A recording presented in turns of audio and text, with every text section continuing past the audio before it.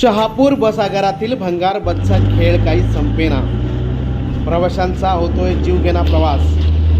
शहापूर बस आगारातील शहापूर मुरबाड मार्गावर मोठ्या प्रमाणात शटल बस सेवेची फेरी मारली जाते. या फेरीला ह्या ज्या बस दिल्या जातात या भंगार बसेस असतात. यामुळे प्रवाशांना प्रचंड त्रास सहन करावा लागतोय.